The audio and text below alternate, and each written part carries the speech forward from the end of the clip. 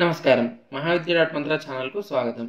ఈరోజు మనం పోతన గారు రచించిన ఆంధ్ర భాగవతంలోని గజేంద్ర మోక్షం అనే కథ గురించి తెలుసుకుందాము. ఈ కథ అష్టమ స్కందములోనిది. గజేంద్ర మోక్షం సన్నివేశం చాలా ఆశ్చర్యకరమైన ఘట్టం. గజ అనే అక్షరములను కొంచెం అటు ఇటు మారిస్తే జగ అవుతుంది.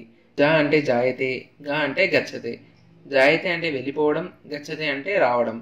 వచ్చి వెళ్ళిపోయేది ఏది ఉన్నదో దానిని జగము అంటారు. శాశ్వతంగా ఉండిపోయేది ఏది ఉండదు. అలా ఏదైనా ఉండిపోయేది ఉన్నట్లయితే దానిని ఈశ్వరుడు అని పిలుస్తాము. ఈ జగము కథ ఇప్పుడు గజముగా చెప్పాలి. అదే గజేంద్ర మోక్షంలో ఉన్న రహస్యం. గజముగా ఎందుకు చెప్పాలి అంటే, ఈ ప్రపంచంలో ఏనుగు ఒక్కదానికే ఒక బలహీనత ఉంది. భూమి నుండి చాలా తక్కువ ఎత్తు మాత్రమే ఎగరగలిగిన ప్రాణి ఏనుగు ఒక్కటే. ఏనుగు పైకి ఎగరలేకపోవడానికి దాని శరీర బరువే దానికి అడ్డు వస్తుంది. మనిషి ఈశ్వరుడి వైపుకి ఊర్ధ్వగతికి ఎందుకు నడవలేడు? అతని సంసారమే అతనికి బరువై ఉంటుంది. మగ్నత పెంచుకుంటున్న కొద్ది సంసారం బరువైపోతూ ఉంటుంది. నిజానికి అది ఏనుగు కథ లేక మన కథ. నిజంగా మీరు ఏనుగు కథగా విన్నా కూడా గజేంద్ర మోక్ష కథను వింటే విశేషమైన శుభఫలితం కలుగుతుందని ఆఖరున ఫలశ్రుతిలో చెప్తారు. నిత్య పారాయణము చేయవలసినది అని నిర్ణయింపబడిన కథ గజేంద్ర మోక్ష కథ. అలాంటి గజేంద్ర మోక్షం జీవితంలో ఒక్కసారి విన్నా చాలు, వారికి అపారమైన ఫలితం కలుగుతుంది. సాధారణంగా ఫలశ్రుతిని ఎవరు గ్రంథమును రచించారో వారు చెప్తారు. గజేంద్ర మోక్ష సన్నివేశంలో సాక్షాత్తు శ్రీమన్నారాయణుడు ఫలశ్రుతిని చెప్పారు. ఈ గజేంద్ర మోక్ష కథాశ్రవణము ఒక పూజ కాదు, ఒక కర్మ కాదు. పరీక్షిత్తుతో శుకుడు ఏమన్నాడంటే, ఒకానొక మన్వంతరంలో శ్రీహరి ఒక ఏనుగును ఒక ముసలి పట్టుకుంటే ఆ ఏనుగు ప్రార్థన చేస్తే ఆయన వైకుంఠం నుండి కదలి వచ్చి రక్షించాడు అని తరువాతది చెప్పబోతున్నారు. అప్పుడు పరీక్షిత్తు, స్వామి ఏమిటా కథ అంత విచిత్రంగా చెప్పారు అని అన్నాడు. అప్పుడు సుఖబ్రహ్మ పరీక్షిత్తు ఆర్తికి సంతోషించి గజేంద్ర మోక్ష కథను చెప్పడం ప్రారంభించారు. ఒకానొకప్పుడు క్షీరసాగరం ఉన్నది. అందు త్రికూటాచలం అనే పెద్ద పర్వతం ఉంది. ఆ పర్వతము 3 శిఖరములు ఉన్నాయి. ఒక శిఖరము బంగారంతోనూ, మరొక శిఖరము వెండితోనూ, మూడవది ఇనుముతోనూ చేయబడ్డాయి. ఆ పర్వతంలో ఎన్నో రకములైన వృక్షములు, తీగలు పెరుగుతూ ఉండేవి. ఆ పరిసరాలలో ఎన్నో రకములైన జంతువులు కూడా ఉండేవి. ఏనుగులు పెద్ద పెద్ద మందలుగా వెళ్ళిపోతూ ఉండేవి. ఆ ఏనుగులు బయటకు వస్తే అరణ్యంలో ఒక్క పులి మిగలదట. చామరీ మృగములు ఏనుగుల గుంపు చుట్టూ నిలబడి వాటి తోకలనే చామరములతో ఏనుగులకు విసిరేవి. ఆ ఏనుగులు ఎంత గొప్ప సేవలు అందుకున్నాయో చూడండి. అటువంటి ఏనుగులకు అధినాయకుడు ఒక ఆయన ఉండేవాడు. నాయకత్వం వహించే ఏనుగు కొన్ని ఏనుగులతో కలిసి దారి తప్పాడు. ఆ ఏనుగు ఆ మందకు రాజు. దానికి గల భార్యల సంఖ్య 10 లక్షల కోట్లు. జీవుడు ఒక్కడే కాని ఎన్ని శరీరములో. ఈ పరివారంతో తిరుగుతూ ఉన్నాడు. సంసారంలోకి ఎందుకు వచ్చాడో మర్చిపోయాడు. చాలా దూరం తిరిగాడు. నీటి కోసం చాలా చోట్ల వెతికాడు. చిట్ట చివరకు ఒక సరోవరం కనబడింది. అద్భుతమైన సరోవరం అది. అదే సంసారం. దీని ఒడ్డున ఉన్న నీరు త్రాగాలి. ఎందుకు అక్కడికి వచ్చాడో గుర్తుపెట్టుకోవాలి. కానీ ఈయన పొంగిపోయి, అబ్బా ఈ సరోవరం ఎంత బాగుందో అనుకొని తన భార్యలతో ఆ నీళ్ళలోకి దిగాడు. మిగిలిన పరివారం అంతా నీళ్ళలోకి దిగింది. ఇప్పుడు ఆయనకు ఒక కోరిక పుట్టింది. తానెంత మొనగాడో తన భార్యలందరికీ చూపించాలనుకున్నాడు. తాగడానికి వెళ్ళినప్పుడు నీళ్లు తాగడం మానేసి గట్టిగా పాదములను ఊంచుకొని నిలబడిన వాడై విపరీతమైన శక్తితో తొండ నిండా నీళ్లు లాగాడు. ఆ నీటి వేగంతో లోపలకు చేపలు వెళ్ళిపోయాయి, ముసళ్ళు వెళ్ళిపోయాయి, ఎండ్రకాయలు వెళ్ళిపోయాయి. ఒకసారి భార్యల వంక చూశాడు. నీటిని తొండంలో నిలబెట్టాడు. ఇప్పుడు ఊంచుకొని తొండమును పైకెత్తి ఆ నీళ్లను ఆకాశం మీదకు విసిరాడు. ఇలా పైకి చిమ్మేసరికి లోపల ఉన్న గాలి శక్తితోటి తొండంలో ఉన్న చేపలన్నీ వెళ్ళిపోయి మీనరాశిలో పడిపోయాయి. అందులో ఉన్న ఎండ్రకాయలన్నీ కర్కాట రాశిలో పడిపోయాయి. మొసళ్ళు అన్నీ మకర రాశిలో పడిపోయాయి. అలా 3 రాశులలో పడేటట్లు కొట్టాడు. ఇది చూసి ఆకాశంలో తిరుగుతున్న దేవతలు ఆశ్చర్యపోయారు. గజేంద్రుడు అలా చేసేసరికి దీనిని చూసి ఆయన చుట్టూ ఉన్న వాళ్ళు చాలా సంతోషపడిపోయారు. అందరూ సరోవరంలో దిగి నీళ్లు తాగేస్తున్నారు, చిమ్మేస్తున్నారు, తొండంతో కొట్టేస్తున్నారు. కనబడిన చిన్న మొసళ్లను తొక్కి చంపేస్తున్నారు. పావుగంట అయ్యేసరికి నీరు బురద అయిపోయి అంతా కల్మషం అయిపోయింది. ఇంత అల్లరి చేస్తుంటే, ఇన్ని ప్రాణాలు చచ్చిపోతుంటే ఒకరు చూశారు. గ్రహణంలో సూర్యుడిని పట్టినట్లు ఆ నీటిలో ఉన్న పెద్ద మొసలి చూసింది. ఈ ఏనుగులు చాలా అల్లరి చేస్తున్నాయి. ఈ అల్లరికి ఈ నాయక ఏనుగే ప్రధాన కారణము. దీనిని పట్టుకోవాలి అనుకొని తలపైకెత్తి చూసింది. భుగభుగమనే చప్పుళ్లతో పెద్ద పెద్ద బుడగలను పుట్టించి నీటిని జిమ్మి తోక కొట్టి దూరం నుంచి చూసి నీటిలో మునిగి ఏనుగు కాలు ఎక్కడ ఉంటుందో పట్టేసుకుంది. మొసలి నీటి అడుగు నుంచి పట్టుకోవడం అంటే సంసారం ఇంద్రియములు పట్టుకోవడం లాంటిది. కాలం నడిచి వెళ్తూ ఉంటుంది. కాలాంతర్గతంగా మృత్యువు వస్తుంది. కాబట్టి మృత్యువు కాలను పట్టింది. ఇక కదలడు. పట్టు విడిపించుకుందామని చూస్తున్నాడు గజరాజు. ఇప్పుడు మిగిలిన కోరికలన్నిటినీ పక్కన పెట్టేసినట్లయితే ఏనుగుకి ఉన్న కోరిక ఒక్కటే, ఆ ముసలి పట్టు తప్పించుకొని గట్టు ఎక్కేద్దామని ఏనుగు చూస్తోంది. ఏనుగు గట్టెక్కకుండా నీళ్ళల్లోకి లాగేద్దామని ముసలి చూస్తోంది. ఇప్పుడు గజరాజుతో కూడి ఉన్న మిగిలిన పరివారం ఏం చేస్తున్నారు? ఇప్పుడు ఒక పద్యం తెలుసుకుందాము. మకరి తోడబోరు మాతంగ విభుని నొక్కరిని దించిపోవ గాళ్ళు రాక కోరి చూచుచుండే గుంజరి యూధంబు మగలు దగలు గారే మగవలకును. ఈ పద్యం ఒకటి రోజు స్మరణ చేసుకుంటే చాలు, వైరాగ్యం వస్తుంది. ఆయన మాతంగ విభుడు, గొప్ప ఏనుగు. ఈయన నీళ్లలో యుద్ధం మొదలుపెట్టినప్పుడు ఒడ్డున చాలామంది ఉన్నారు. కానీ వీళ్ళందరూ రాజుగారు యుద్ధంలో నెగ్గి బయటకు వచ్చేస్తాడని గట్టు మీద ఉండి చూస్తున్నారు. గజేంద్రుడు అలా ఎంతకాలం యుద్ధం చేశాడంటే 1000 ఏళ్ళు యుద్ధం చేశాడు. అలా పట్టుకున్న మొసలి పట్టు తప్పుకోలేక అప్పుడు ఏనుగు అనుకుంటుంది, అయ్యో, భూమి మీదుంటే నాకు బలం, నిష్కారణంగా నీళ్ళలోకి ప్రవేశించాను. ఈ నీళ్ళల్లోకి ప్రవేశించిన తరువాత నావారు అనుకున్న వారు వెళ్ళిపోయారు. ఒక్కడినే సరోవరంలో నిలబడిపోయాను. ఇప్పుడు నన్ను రక్షించేవారు ఎవరు అని ఆ ఏనుగు అనుకుంటూ ఉండగా ఒక ఆలోచన వచ్చింది. ఆ ఆలోచన ఇంతకు పూర్వం అతడు చేసిన పుణ్యం ఇంకా పూజ వలన ఆ స్థితిలో జ్ఞాపకము వచ్చింది. పూర్వజన్మలో చేసుకున్న పుణ్యముల వల్ల ఈనాడు స్మృతిలోకి వచ్చిన జ్ఞానము ఒకదానిని ఏనుగు ప్రకటన చేస్తోంది. ఇప్పుడు మనం ఇంకో పద్యం తెలుసుకుందాము. ఎవ్వనిచే జయించు జగమవ్వని లోపల నుండు లీనమై యవ్వని ఎందుడిందు పరమేశ్వరుడెవ్వడు మూల కారణం వెవ్వ ధనాది మధ్య లయుడెవ్వడు సర్వము దాని అయిన వాడెవ్వడు వాని నాత్మభవునీశ్వరునే శరంబు వేడెదన్. పద్య అర్థము. ఎవరు సృష్టికర్తో, ఎవరు స్థితికర్తో, ఎవరు ప్రళయకర్తో, లోకములన్నిటినీ ఎవరు సృష్టించారో, ఎవరి యందు లోకములు ఉన్నాయో, లోకములు ఎవరి యందు పెరుగుతున్నాయో, లోకములు ఎవరి యందు లయం అయిపోతున్నాయో, ఎవరు అంతటా నిండి నివిడీకృతమై ఉన్నాడో, ఎవరి మాయ చేత ఇది జగత్తుగా కనపడుతున్నదో అటువంటి వాడు నన్ను రక్షించుగాక అని స్తోత్రం చేస్తోంది. ఏనుగు చేసిన ప్రార్థనకు 33 కోట్ల దేవతలు లేచి నిలబడ్డారు. మరో పద్యం తెలుసుకుందాము. లోకంబులు లోకేశులు లోకస్తులు దగిన తుది నలోకంబగు పెంచీకటి కవ్వల నెవ్వడు నేకాకృతి వెలుగునతనినే సేవింతున్. లోకములు, దీనిని పరిపాలిస్తున్నామని అనుకుంటున్న రాజులు, దేవతలు, ఈ లోకంలో ఉన్నామని అనుకున్న వాళ్ళు, ప్రళయం వచ్చి ఇవన్నీ ఒకటైపోయి నీరైపోయి ముద్దైపోయి గాఢాంధకారం కమ్మేస్తే ఈ గాఢాంధకారమునకు అవతల తానొక్కడే పరంజ్యోతి స్వరూపమై వెలిగిపోతున్నాడు. ఎటువంటి మహాపురుషుడైన వాడు తానొక్కడే అనేకులుగా కనపడుతున్న వాడెవడు? అలాంటి వాడిని ఎవరు స్తుతి చేయలేరో, ఆయన చేసే పనులను ఎవరు గుర్తుపట్టలేరో, ఎవరూ చెప్పలేరో అటువంటి వాడు నన్ను రక్షించుగాక. దేవతలు ఎవరి మటుకు వాళ్ళు ఏనుగు తమను ప్రార్థించడం లేదని కూర్చున్నారు. దేవతలు అలా కూర్చోవడంలో ఒక రహస్యం కూడా ఉన్నది. ఇప్పుడు ఏనుగు అడుగుతున్నది రక్షణ.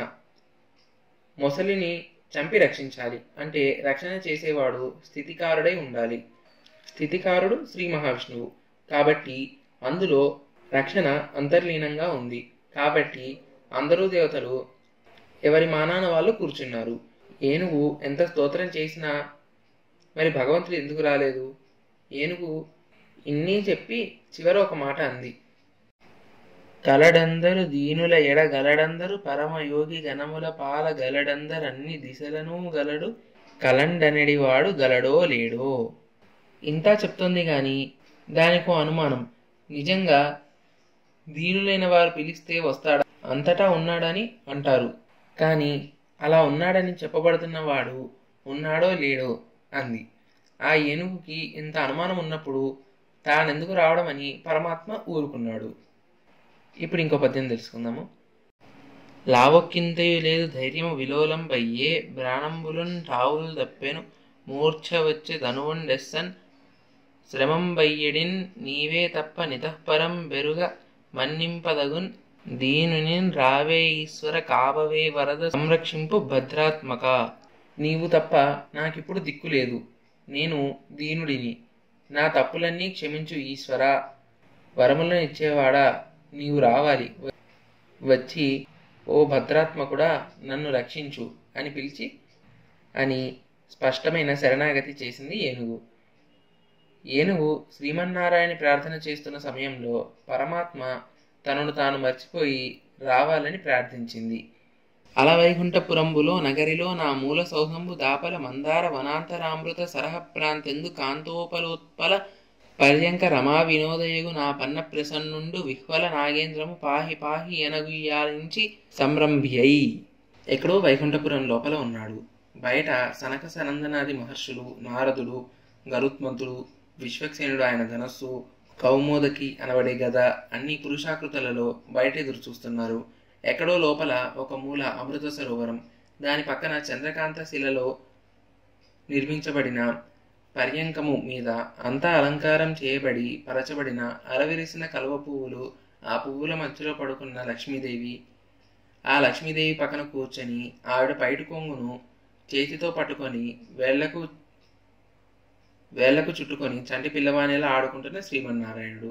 అలాంటి స్థితిలో ఉన్నా సరే తనను ఎవరైనా ఒక్కసారి మనస్ఫూర్తిగా పిలిస్తే పరిగెత్తుకు వచ్చే లక్షణం ఉన్నవాడు. ఏనుగు తనను రక్షించమని దీనముగా ప్రార్థించేసరికి శరణాగతి చేసి దాని దురవస్థను గమనించాడు.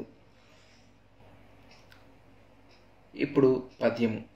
సిరికింజెప్పడు శంఖచక్ర యుగమున్ జేదోయి సంధింపడే పరివారంబును జీరుడపరకపతి బన్నింపడాకర్ణి కాంతర దమ్మిలము జక్కనొత్తడు వివాద ప్రోథిత శ్రీ కుచో పరిశేలాంచలమైన వీడడు గజ ప్రాణ వనోత్సాహి అయి.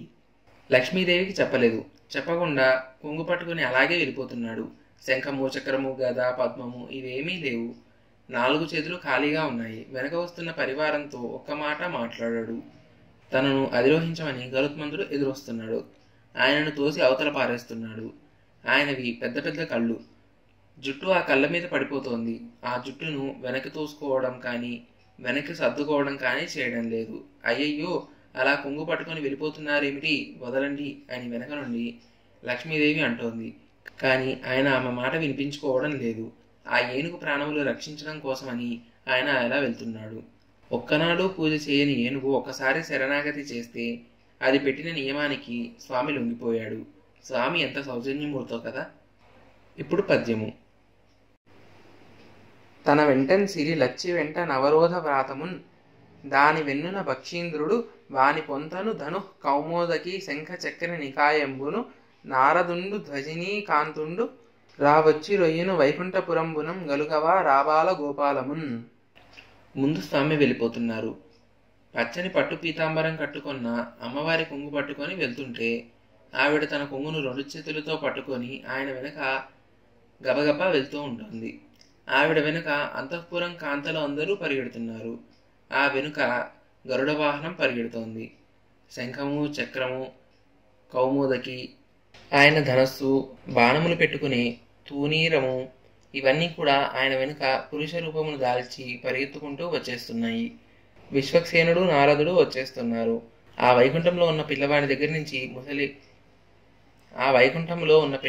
నుంచి ముసలి వాళ్ళ వరకు అందరూ ఆకాశంలోకి వచ్చేస్తున్నారు.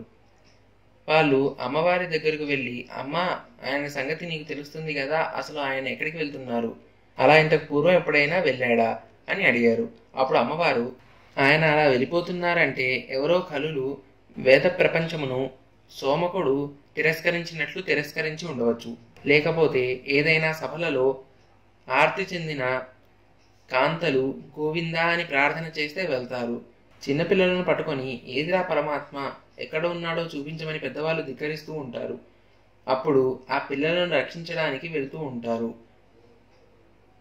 ఇప్పుడు అటువంటి సందర్భములు ఏమైనా వచ్చినవేమో, అందుకని అలా స్వామి పరిగెడుతూ ఉన్నట్టు ఉన్నారు అని అంటుంది అమ్మవారు. ఇప్పుడు పద్యము. అడిగెదనని కడువడి జాను నడిగిన ధనమగుడ నడువడని నడయుడుగున్ వెడవెడ సిడిముడి తడబడ నడుగిడదు జడిమ నడుగిడు నెడలన్. అలా వెళ్తున్న అయ్యవారి కాళ్ళల్లో అమ్మవారి కాళ్ళు పడిపోతూ ఈ అడుగుతున్న వాళ్ళ మాటలకు జవాబులు చెప్పలేక అమ్మవారి అడుగులు తడబడుతూ అయ్యవారి వెనకాలే నడిచింది. అలా వెళ్ళిపోతుంటే చెవులకు పెట్టుకున్న తాటంకములు ఊగుతున్నాయి. అవి అమ్మవారి ఎర్రటి చెక్కిళ్లలో ప్రతిఫలిస్తున్నాయి. ఇంతలో దేవలోకంలో ఉన్నవాళ్ళు, మనుష్యలోకంలో ఉన్నవాళ్ళు ఏమిటో ఇంత వెలుతురుగా ఉన్నదేమిటని ఆకాశం వంక చూశారు. ఒక్కసారి ఎక్కడి వాళ్ళు అక్కడ నిలబడిపోయారు.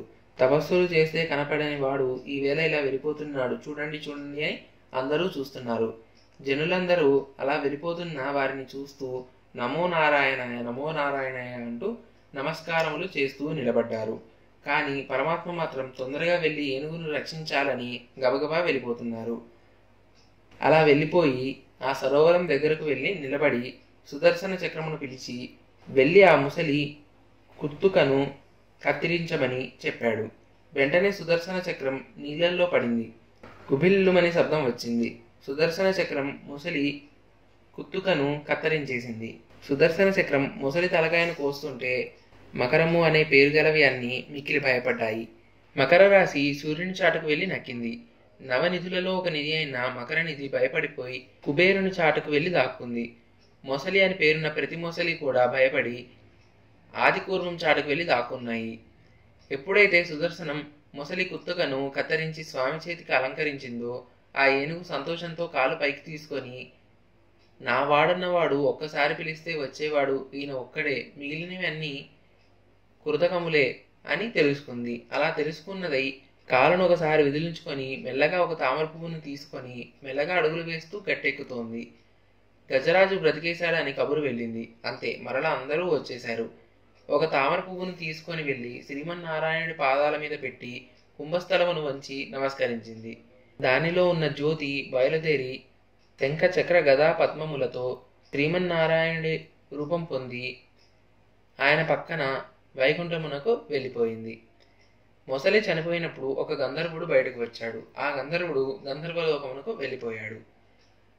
ఆ ఏనుగుకు అంత పుణ్యం ఎలా వచ్చిందో చెప్పమని పరీక్షిత్తు సుఖ మహర్షిని అడిగాడు.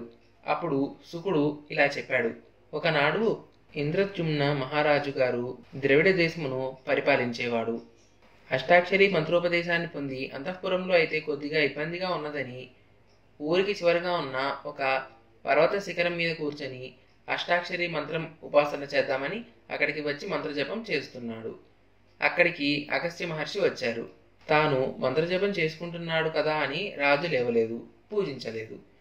అగస్త్య మహర్షికి ఆగ్రహం వచ్చి మంత్ర జలములను తీసి, నీవు తమోగుణముతో ప్రవర్తించావు కాబట్టి ఏనుగు యోనియందు జన్మించదోగాక అని శపించారు. అగస్త్యునికి పూజ చేసి ఉంటే ఆ జన్మలోనే మోక్షం పొంది ఉండేవాడు.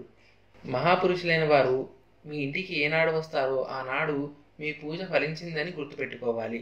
అందుకని ఈనాడు ఏనుగుగా పుట్టి గత జన్మలో చేసిన మంత్రానుష్ఠాన ప్రభావం వలన ఈ జన్మలో ప్రాణం పోయేటప్పుడు శ్రీమన్నారాయణుడు గుర్తుకు వచ్చి శరణాగతి చేశాడు. కాబట్టి ఒంట్లో ఓపిక ఉండగా పుణ్యం చేసి నామం చెప్పుకోవడం నేర్చుకోవాలి. మొసలిలో నుంచి వచ్చిన గంధర్వుని పేరు హూహు. ఆయన ఒకనాడు గంధర్వ కాంతలతో కలిసి నీటిలో నిలబడి స్నానం చేస్తున్నాడు. మద్యపానం చేసి ఉన్నాడు. పక్కన అప్సరసలు ఉన్నారు. ఆయన మదోన్మతుడై ఉన్నాడు. అదే సమయంలో దేవల మహర్షి వచ్చి స్నానం చేస్తున్నారు. ఆయన తపస్వి. ఉరహ పంజరం బయటకు వచ్చేసి పక్క చిక్కిపోయి ఉన్నాడు. అప్సరలతో కలిసి స్నానం చేస్తున్నాను కదా, హాస్యమాడితే వాళ్ళు నవ్వుతారని మహర్షిని చూసి హాస్యమాడాడు. వాళ్ళని బాగా సంతోష పెడదామని నీటి కింద నుండి ఈదుతూ దేవల మహర్షి కాలు పట్టి లాగేశాడు. ఆయన అర్ఘ్యం ఇస్తూ నీళ్ళలో పడిపోయారు. పడిపోయి లేచి అన్నారు, నీకు నీటి అడుగు నుండి వచ్చి కాళ్ళు లాగటం చాలా సంతోషంగా ఉంది కనుక నీళ్లు అడుగు నుంచి వచ్చి కాళ్ళు లాగే అలవాటు ఉన్న ముసలివై జన్మించదవుగాక అని శపించారు. మహాత్ముల జోలికి వెళ్తే ఇలాంటివే వస్తాయి. కాబట్టి మొసలి అయి పుట్టాడు. ఈ జన్మలో శ్రీమన్నారాయణుడి చక్రధారల చేత కంఠం తెగిపోయింది. మోక్షము రాలేదు. శాప విమోచనం మాత్రమే అయ్యింది. అందువలన గంధర్వుడై గంధర్వ లోకమునకు వెళ్ళిపోయాడు.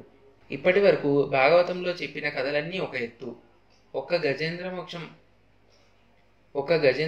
ఒక్కటి ఒక ఎత్తు. ఈ గజేంద్ర మోక్షమును చెప్పి ఒడ్డున నిలబడిన శ్రీమన్నారాయణుడు ఒక మాట చెప్పారు. ఎవరైతే ఈ గజేంద్ర మోక్షం అనే కథను శ్రద్ధగా వింటున్నారో లేదా చేతులు ఒగ్గి నమస్కరిస్తూ ఈ స్వామి కథను వింటున్నారో అటువంటి వారికి చెడు కలల వలన వచ్చే బాధలు పోతాయి, రోగములు పరిహరింపబడతాయి, దరిద్రము తొలగిపోతుంది, ఐశ్వర్యము కలిసి వస్తుంది, గ్రహదోషముల వలన కలిగే పీడలు తొలగుతాయి, అపారమైన సుఖము కలిగి మనశ్శాంతితో ఉంటారు. ఇంట్లో అస్తమాను మంగళ తోరణం కట్టి శుభకార్యములు చేస్తూనే ఉంటారు. అందున విశేషించి గొప్ప గొప్ప వ్రతములు ఏమైనా చేసిన పిమ్మట గజేంద్ర మోక్షమును వినడం ద్విగుణీకృతమైన పుణ్యం. ప్రతిరోజు ఏ కోరిక లేకుండా ఈ పద్యములను అలా చెప్పుకునే అలవాటు ఉన్న బ్రాహ్మణుడు ఎవరైతే ఉన్నారో అటువంటి బ్రాహ్మణుడు అంత్యకాలమునందు యమదర్శనం చేయుడు. అతను శ్రీమన్నారాయణుడి దర్శనము పొంది ఆయన విమానంలో వైకుంఠమును చేరుకొని మోక్షము పొందుతాడు అని శ్రీమన్నారాయణుడే స్వయంగా ఫలశ్రుతిని చెప్పారు. ఈ వీడియో మీకు నచ్చినట్టయితే లైక్ చేయండి, షేర్ చేయండి, అలాగే సబ్స్క్రైబ్ చేయండి. సబ్స్క్రైబ్ చేసిన తర్వాత బెల్ ఐకాన్ క్లిక్ చేయండి. Thank you for watching.